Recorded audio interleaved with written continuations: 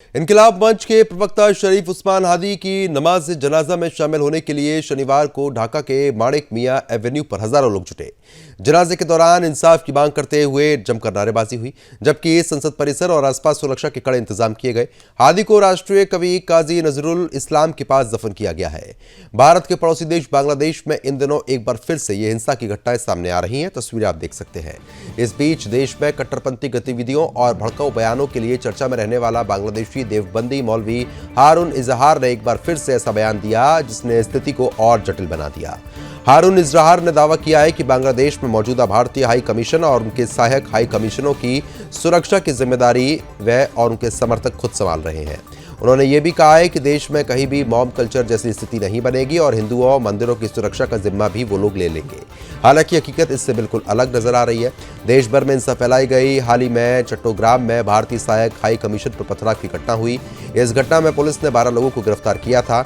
हारून इजहार इसी मामले में आरोपी व्यक्ति की रिहाई की मांग को लेकर थाने पहुंचा था और इस दौरान उन्होंने विवादित बयान दे दिया। इजहार ने कहा कि भारतीय दूतावास की कोई खिड़की या शीशा नहीं टूटा और भारत एक आक्रामक और आतंकवादी देश है। उन्होंने ये भी दावा किया है कि अगर कोई अलग थलग व्यक्ति कुछ करता है तो उसकी जिम्मेदारी वह नहीं लेंगे।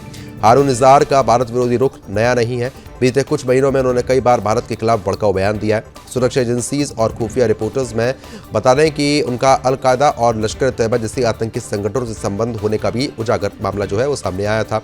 2011 में हारून इजहार को लश्कर से जुड़े होने के आरोपों में जेल जाना पड़ा। इसके बाद वह हिफाजत-ए-इस्लाम से जुड़ गए और वर्तमान में इसी संगठन के तहत बांग्लादेश में कई भारत विरोधी कार्यक्रम चला रहा है। इस बार हिंसा की शुरुआत 18 दिसंबर को हुई जब छात्र नेता शरीफ उस्मान हादी की मौत की खबर आई। इसके बाद विरोध प्रदर्शन और हिंसा काफी तेजी के साथ बढ़ी। चट्टोग्राम में भारतीय सहायक हाई कमीशन पर भी हमले की कोशिश हुई। हिंसक भीड़ ने पानी की बोतलें और पत्थर फेंके, हाई कमिश्नर के आवास की ओर मार्च किया, बैरिकेड तोड़कर आगे बढ़ने की कोशिश की। पुलिस ने स्थिति को नियंत्रण में करने के लिए आंसू गैस के गोले छोड़ दिए। इस घटना में भारतीय दूतावास के सुरक्षा इंतजामों और स्थानीय प्रशासन की सुरक्षा रणनीतियों को चुनौती दी गई। हारून इजहार ने दावा किया है कि भारतीय हाई कमीशन की सुरक्षा उनकी जिम्मेदारी है और किसी भी तरीके की हिंसा को रोकना उनका कर्तव्य है। उन्होंने कहा कि भारतीय दूतावास निर्दोष संस्था है और किसी भी तरीके की हिंसा या प्रदर्शन को रोकने के लिए पहले पुलिस प्रशासन के बजाय स्थानीय लोग सक्रिय होंगे। इसके अलावा इजहार ने यह भी चेतावनी दे दी है कि अगर भारत बॉर्डर पर हमला करता है तो उसका जवाब बांग्लादेशी लोग देंगे। हालांकि विशेषज्ञों और सुरक्षा एजेंसीज का यह कहना है कि हारून इजहार के बयान और उनकी गतिविधि असल में हिंसा को बढ़ावा देती हैं। पिछले अनुभवों और घटनाओं के आधार पर यह स्पष्ट है कि इजहार के समर्थक अक्सर भीड़ को भड़काने और हाई कमीशन पर हमला करने की कोशिश करता है। बांग्लादेश में उसका पुराना भारत विरोधी नेटवर्क और कट्टरपंथी संगठनों से संबंध उन्हें स्थानीय और अंतर्राष्ट्रीय स्तर पर एक गंभीर खतरा बनाता है। चट्टोग्राम की घटना के बाद भारत ने सुरक्षा व्यवस्था को हाई कमीशन की सुरक्षा बढ़ाने पर केंद्रित कर दिया। अधिकारियों ने भीड़ के बढ़ते खतरे को देखते हुए आवश्यक सुरक्षा बल तैनात किए। बांग्लादेशी प्रशासन ने हिंसा फैलाने वालों पर कड़ी कार्रवाई का संकल्प लिया। हारून इजहार का ये बयान न केवल बांग्लादेशी राजनीति में हलचल पैदा करता है बल्कि भारत बांग्लादेश संबंधों पर भी दबाव डालता है।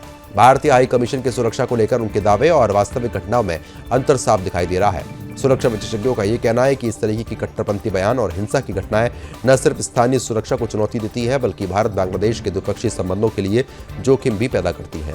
कुल मिलाकर बांग्लादेश में हारून इजहार के भड़काऊ बयानों और हिंसक गतिविधियों ने स्थिति को संवेदनशील बना दिया। भारतीय दूतावास और सहायक मिशनों की सुरक्षा चुनौतीपूर्ण लगातार बनी है। आने वाले दिनों में ये देखना महत्वपूर्ण होगा कि स्थानीय प्रशासन और सुरक्षा एजेंसीज इस स्थिति को किस प्रकार नियंत्रित करती हैं और भारत बांग्लादेश संबंधों पर इसके प्रभाव क्या पड़ते हैं।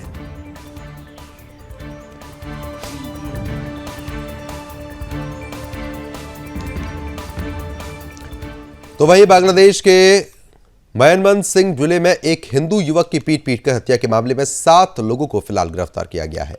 अंतरिम सरकार के मुख्य सलाहकार मोहम्मद यूनिस ने शनिवार को इसकी जानकारी दी और कहा कि दोषियों को किसी भी कीमत पर बख्शा नहीं जाएगा। यूनिस प्रशासन के अनुसार लिंचिंग का शिकार हुआ युवक 27 वर्षीय दीपू चंद्र दास था, जो हिंदू समुदाय से ताल्लुक रखता था। सोशल मीडिया प्लेटफॉर्म एक्स पर साझा बयान में यूनिस ने कहा कि दीपू की बेरहमी से पिटाई की गई, जिससे उसकी मौके पर ही मौत हो गई। मुख्य सलाहकार ने बताया कि आरएबी ने इस मामले में 7 संदिग्धों को फिलहाल गिरफ्तार कर लिया है। बता दें आपको कि मोहम्मद लिमोन सरकार, मोहम्मद तारिक हुसैन, मोहम्मद माणिक मियां, इरशाद अली, निज़मुद्दीन, आलमगिरी हुसैन और मोहम्मद मिराज हुसैन एक और शामिल हैं। यूनिस ने बताया कि रैब 14 की टीमों ने अलग अलग इलाकों में अभियान चलाया। इसके बाद सभी आरोपियों को हिरासत में लिया गया। मामले की जांच अभी जारी है और जरूरत पड़ने पर आगे की कार्रवाई होगी। ये लिंचिंग उस समय हुई जब देश में युवा नेता शरीफ उस्मान हादी की मौत के बाद तनाव और हिंसा फैलाई गई। हादी पिछले साल हुए छात्र नेतृत्व और जुलाई आंदोलन के प्रमुख नेताओं में से थे और इकबाल मंच के प्रवक्ता भी थे। हादी को 12 दिसंबर को ढाका में नकाबपोश हमलावरों ने सिर में गोली मार दी थी। गंभीर स्थिति में उन्हें अस्पताल में सिंगापुर भिजवाया गया था, जहां पर गुरुवार को उनकी मौत हो गई। इसके बाद ढाका सहित कई शहरों में उग्र प्रदर्शन हुए।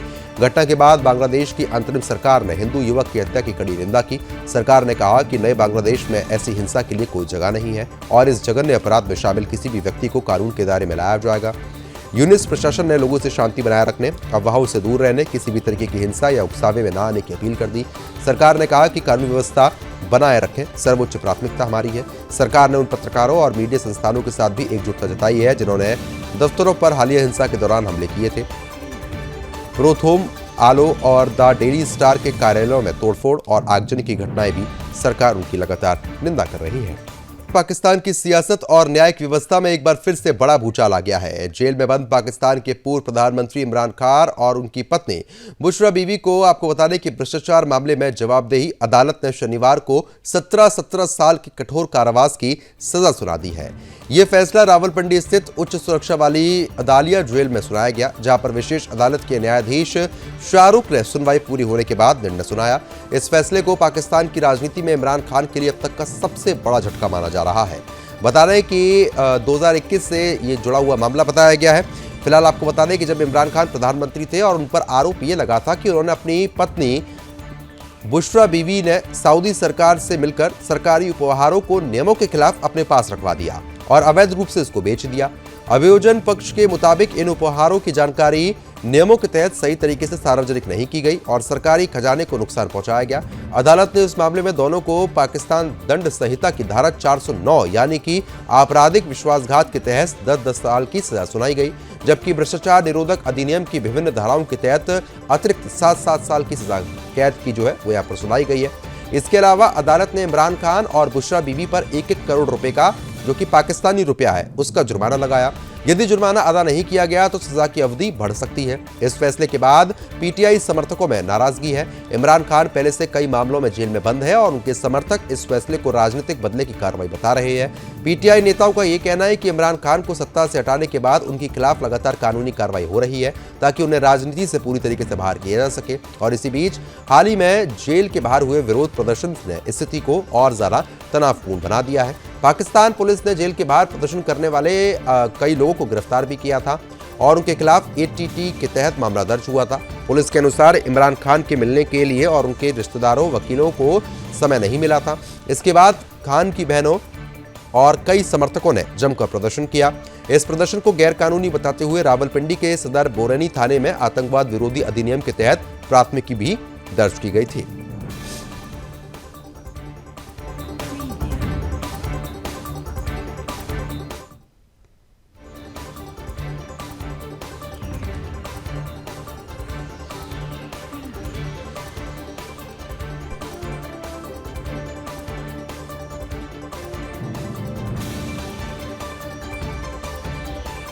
जो है वो फिलहाल यहां पर कर दिया गया है।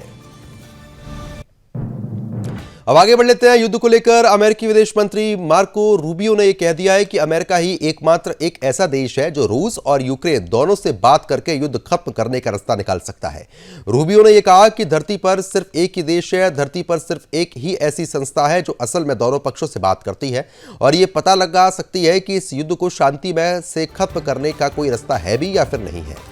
वह यूनाइटेड स्टेट्स है जो पूरी तरीके से इस फैसले को ले सकता है। रूबियो ने यह कह दिया है कि वॉशिंगटन ने इस समय काफी कोशिश की है और सीनियर लेवल की भागीदारी लगाई है। रूबियो ने कहा कि राष्ट्रपति ट्रंप ने यूक्रेन युद्ध पर किसी भी दूसरे विषय से ज्यादा मीटिंग्स की है, यहां तक कि ट्रेड से भी ज्यादा मीटिंग्स की गई है। उन्होंने इस बात पर जोर दिया है कि अमेरिका कोई समझौता थोपना नहीं चाहता।